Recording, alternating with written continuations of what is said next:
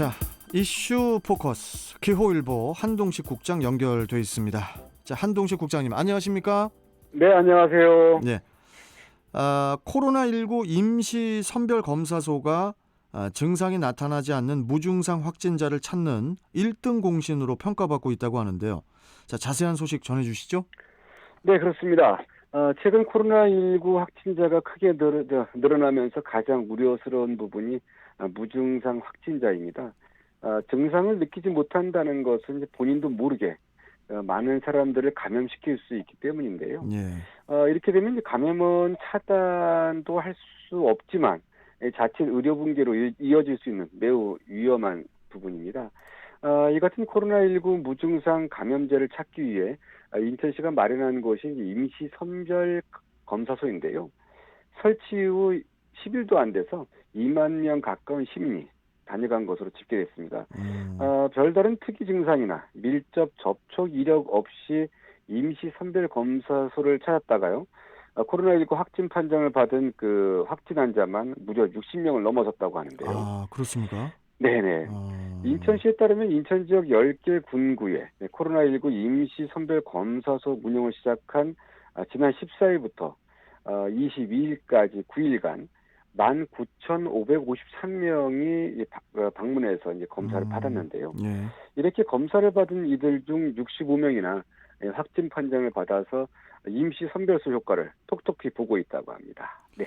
참 증세 없이 방문했다가 확진 판정을 받게 된다면 본인들도 되게 황당했을 것 같은데요. 우리 주변에 이렇게 무증상 환자가 많다면은 매우 우려스러운 그런 상황인데 우리가 어떻게 대처를 해야 될까요? 네, 일단 가장 좋은 방법은 이제 증세가 없더라도요. 의심될 경우에는 이제 즉시 임시 선별 검사소를 방문해서 검사를 받는 것도 좋은 방법이라고 생각합니다. 네.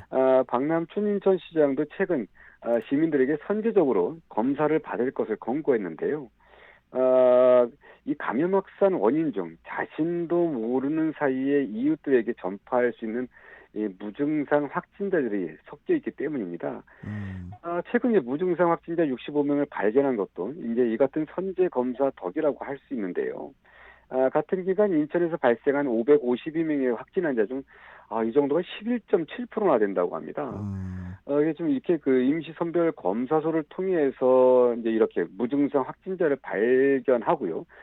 조기에 대처할 수 있다는 것은 상당히 좀 효과적인 이런 방법인데 실제 임시 선별 검사소에서 확진 판정을 받은 환자들은 이 코로나19 주요 증상인 인후통이나 발열 등의 증상이 거의 없는 상황이었다고 합니다. 그래서 이렇게 코로나19 의심 증상이 있거나 이제 가족 동료 중 코로나19 의심 증상이 있는 경우를 비롯해서 아예 증상이 없더라도요. 임시 선별 검사소를 방문하면 무료로 이 검사를 받을 수 있는 만큼요. 이렇게 좀 어떻든 많은 분들이 가서 받았으면 좋겠고요. 이것도 방역 당국은 25일부터 이제 본격적인 연휴가 시작되지 않습니까? 예. 그러다 보니까 이제 우려가 이제 더 커지고 있는데 어쨌든 방문자도 더 늘어날 것으로 보여서 이에 대한 대비도 단단히 하고 있는 것 같고요. 어쨌든 좀 이 주말 사이에 최근에 보니까 이제 쉬는 때 주말 사이에 방문한 부분도 5,800여 한 6천 명 가까운 분들이 이 방문해서요. 전체 방문자 30%에 달했다고 하는데 이번 25일 연휴부터 어떤 좀 의심되거나 좀 찝찝하다 그러시는 분들은 좀 방문해서 검사받는 것도 좋을 것 같습니다. 네. 아니 근데 이제 증상이 없는데 확진자로 판명이 나면은 네. 이거 이제 도대체 이 코로나가 이게 지금 도대체 무엇이냐 이런 생각이 좀 자꾸 들어요. 저도 만약에 선별 검사소 가서 지금 만약에 검사 받았는데 확진될 수도 있는 거 아닙니까 혹시? 그렇습니다. 이게 도대체 이 코로나가 이게 진짜 사람 잡네요 이거. 지금 어떻든 지금 이렇게 65명이나요? 이렇게 증세도 크게 없었는데 이렇게 따르면 이제 그분들 진짜 황당하겠지만 그러니까요. 만약에 이렇게 검사를 안 받았을 때 예. 이분들은 계속 옮기고 있을 거 아닙니까? 누군가에게? 참 그러니까 그래서 어쨌든 이런 선제 검사 좀 필요할 것 같습니다. 조금이라도 의심되면은 예. 빨리 가보시는 게 좋을 것 같습니다. 알겠습니다. 자, 다음 소식도 가보죠.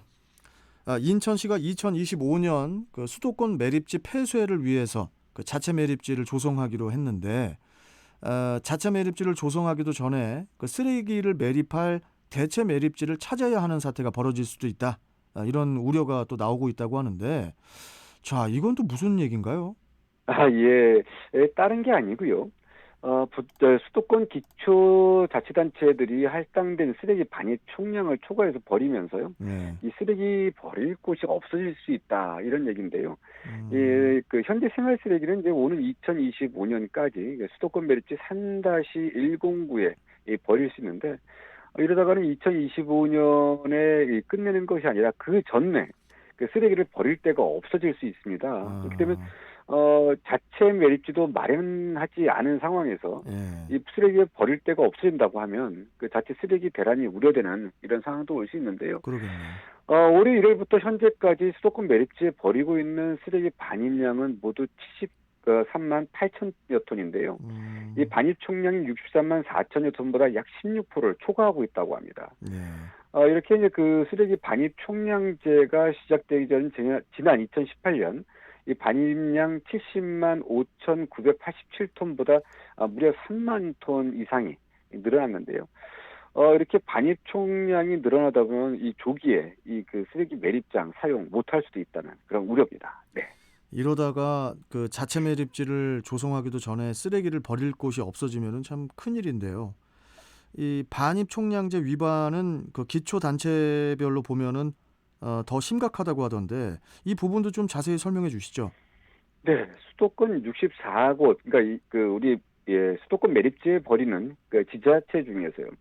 이 절반이 훨씬 넘는 43곳이 이 반입 총량제를 위반하고 있다고 하는데요. 예, 이 서울시는 25개 그 지자체 중에 20곳, 그리고 경기도는 30개 시군 중에 14곳이 반입 총량을 넘어섰고요. 예, 인천은 아예 9개 군구가 모두 총량제를 지키지 못하고 있다고 합니다. 음, 특히 경기도 화성시는 이 반입 총량이 2,500여 톤인데요. 예.